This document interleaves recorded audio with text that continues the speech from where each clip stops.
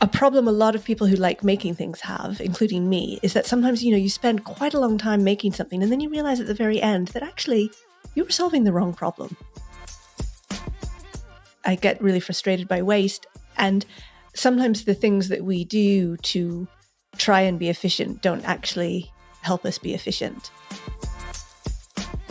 Seeing something that's a little bit outside my day job allows me to make those connections in my day job and realize, oh, this is the technology I need, or this is the way I need to think about this problem. Hello everyone, I'm Philippe ENSARGUET, VP Software Engineering at Orange, but today it's as a member of the Tech.Rocks content team that I'm introducing myself to you. I'm delighted to be with you for this Tech.Rocks podcast, for which I have the pleasure of welcoming Holly CUMMINS. Hello. Holly will be speaking at Tech.Rocks Summit 2023, which will be held over 2 days on 7 and 8 December at the Comet meeting booth in Paris. This will be the 7th edition of the event, which will be held in a hybrid mode and will welcome more than 500 people with CTO, VP, and head of technology profiles. It is an important moment because it brings our community together. It's a moment of inspiration, reflection, and a perfect opportunity to network and meet new contacts to strengthen our practices and learn together. Let's start by meeting Holly, better understanding who she is, her background, and the scope of her session. So, Holly, I'm sure our audience is curious to understand who you are and what is your background. So I'm Holly CUMMINS. I work for Red Hat, but I've worked for Red Hat for about a year and a half, and I've spent most of my career at IBM. I've done quite a few different jobs. I like variety. Right now, I'm a senior principal engineer, and I'm helping to develop Quarkus. I've had engineering roles in the past, but I've also had some consultant roles in the past where I was working in a team called the IBM Garage.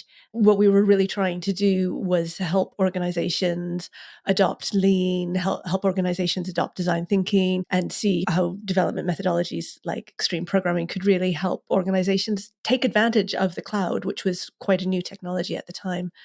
And to be honest, actually, I think sometimes the cloud still feels like a new technology. I think we still don't always get the most out of the cloud. Perfect. Thanks, Holly. I would be very curious about what drives you and gets you up in the morning. What are your daily inspirations? Oh, I mean, fundamentally, I think there's two sort of things that drive me that are a bit opposed. One is that I just love making things, and always in my career, I've tried to find things where I can make things, and then you hope that the things that you make will be useful and will make someone's lives better. But then the other thing that really motivates me, I think, is I absolutely hate waste. And so quite a lot of what I've done in my career has been looking at processes and seeing that they just didn't make a lot of sense. And that if we would change how we would do something, if we would automate what we would do, then it would be better for everybody. But I mentioned those two things are slightly contradictory because I think a problem a lot of people who like making things have, including me, is that sometimes, you spend quite a long time making something and then you realize at the very end that actually you were solving the wrong problem and you've made something amazing and you should have just been a bit more tactical and, reused someone else's software or just accepted that even though it was a slight irritation, there were higher priorities. And so sometimes I end up making the wrong things. After scaling last year, the theme of this year is about efficiency. And I think our audience is really keen to hear what that means to you, how it resonates for you. Yeah, I love this theme because it is something that I've sort of struggled with and thought about for a lot of my career. Like I mentioned that I get really frustrated by waste, and sometimes the things that we do to try and be efficient don't actually help us be efficient. So for me, for example, I have a bit of a hobby of automating processes. And there's the classic thing that probably everybody has seen where you set out to automate a process because you want to make things more efficient. And 2 days later, you've forgotten what the original problem you were trying to solve was because you're deep in, you've written a whole framework and you've written a whole set of scripts. And then a month later, you're still working on the automation and everybody around you has forgotten what your day job even was. And so when we always, sort of set out to be efficient with really good intentions, but often we can get these unintended consequences. And when we think about efficiency as well, there's a couple of different kinds of efficiency that are interconnected. One is the technical efficiency, the performance. How can I make this software more efficient? How can I make it use fewer resources? How can I make it use less energy, which is really important. But then the other aspect is that people efficiency of how can I make my team more effective? How can I make sure that my team's time is spent on stuff which is going to add value, add business value, rather than just spinning the wheels, looking like there's activity, but it not actually going in any useful direction. Interesting, very interesting. So now if we are digging into your session, what are you going to talk about? I'm really going to explore these aspects of efficiency and how the technical efficiency and the people efficiency connect to one another. I'm going to explore some efficiency anti-patterns because, this is something that I think a lot of us have seen, that you set out to be efficient and you actually end up with the opposite. And how did this happen? And then more generally as well, as a species, we are pretty terrible at being efficient. And how, after so many years of evolution, do we still end up designing these processes that are horrible for everybody involved? And why didn't we learn the lessons from the last 2,000 years of written civilization? So that's sort of one side of it. And then the other side of it is the technical efficiency. But then, of course, what we're seeing now is sort of a new intersection of these two as well, because we have AI disrupting everything, really. And I think the question everybody wants to know is AI going to make us more efficient, or are we just going to end up sort of doing the equivalent of watching cat pictures on the internet with these tools? And so then what does it mean for our jobs? What does it mean for our businesses? I would love to hear you about the kind of outcomes that the participants will be able to bring on. Basically, what will they learn? I'm hoping to sort of introduce a toolkit for thinking about efficiency and thinking about how to make things efficient, thinking about how to spot these patterns where something became inefficient despite our best intentions, and a set of questions to ask as well when we try and make something efficient, in terms of, are there unintended consequences of this thing that's supposed to make us more efficient? There is a question I would love to ask you. I'm really wondering how you manage the preparation of your session. Did you have an initial strategy? And perhaps the most important, did your opinion change about the topic during the exercise you made? I can start at the end, actually, because one of the things I do talk about is the impact of tools like ChatGPT. And so at the very end, I wanted to put a slide in showing some example ChatGPT output. So I put in the topic of my talk, the title of my talk, and ChatGPT came out with something that was very similar to what I had already prepared, which was incredibly depressing. But then actually, when I looked at it a little bit more, I think the sort of the classic pattern that we see with these kinds of tools, that on the surface, it looked like I had just completely been replaced by ChatGPT. But then when I looked at it more, I realized that what it was saying was quite superficial, and that it was actually missing some connections that I had made. So that was the sort of the final process that I didn't take was just feeding the whole talk into ChatGPT.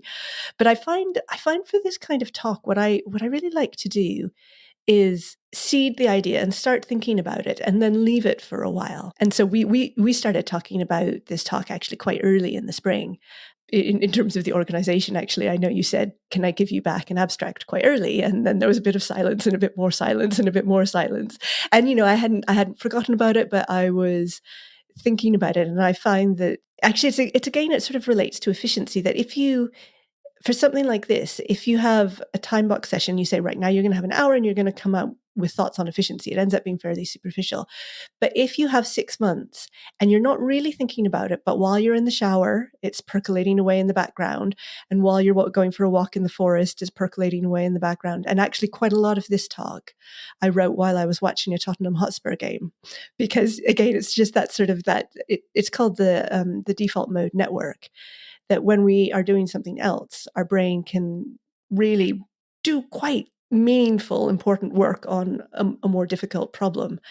And so I sort of, it all of those thoughts percolated away for that time, and then I pulled them back together to come up with a sort of a central thesis. And I think in terms of my opinion, when I started, I knew there was contradictions with efficiency, and it's a good thing and a bad thing, and it's easy to achieve and it's hard to achieve.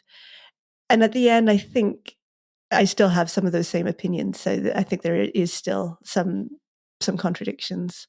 Thanks so much, Shirley. I think it's really, really interesting, and it was one of the questions that I've got in my mind since the very beginning. we knew we will have you. One final question, because there are still some tickets available. What would you say? I would say in terms of teasing to perhaps make those who haven't got their ticket yet want to join us for the event. I think with this kind of event, there's two things that are absolutely brilliant. One is the talks and what you learn from the talks. And particularly what I find most valuable is the talks that I didn't know about. So when sometimes I'll sort of drift into a talk without paying very much attention, and then I'll realize it's something that I wouldn't have chosen to go to. I certainly wouldn't have gone to YouTube and hunted down a video on that topic, but actually seeing something that's a little bit outside my day job allows me to make those connections in my day job and realize, oh, this is the technology I need, or this is the way I need to think about this problem. But then the other thing that certainly I really get out of this kind of event is the people you meet, and we call it the hallway track, don't we? That those connections give you ideas, but then they're also something that you take away. And then it's a network that you have that you didn't have before that you can draw on. Holly, we are reaching the end of our podcast. Do you want to share perhaps one last thing? Yes, I was going to share this in my talk, but I will give it as a spoiler. Because do you know what the most efficient animal is in terms of movement and conversion of food into movement and that kind of thing? Whale. It probably depends exactly how you define the question, actually, which is, of course, one of the challenges with efficiency. Because the answer that I have is if you look at just land animals, then the most efficient animal is a kangaroo, which kind of intuitively makes a lot of sense, right? They're very bouncy. They go quite fast and they go quite high. But if you look more broadly and include the ocean, which of course is where whales are, what I read is that the most efficient animal is a jellyfish. And when you sort of think of your ideal of efficiency, right, you imagine something like, a tiger or, a cheetah, something that, is really sleek and fast and strong. But actually, sometimes efficiency doesn't look like that. Sometimes efficiency looks a bit sort of blobby. Yeah, funny and very interesting, if I may say. So, just a quick words for me. I was very lucky to be able to attend to your rehearsal, and I can tell to our audience that I really love the intensity and the conclusion brought that will question definitively ourselves about our real priorities in the face of the challenges of efficiency. Holly, the time spent in your company has gone very, very quickly. It was totally captivating and exciting at the same time. And I'm sure our audience will, of course, be able to interact directly with you at the summit. So thanks so much for being with us for this summit. So, in the name of the organization team, we look forward seeing you all at the Tech.Rocks Summit 2023 on 7 and 8 December at CUMMINS meeting booth in Paris. I'm really looking forward to it. Thanks, Holly.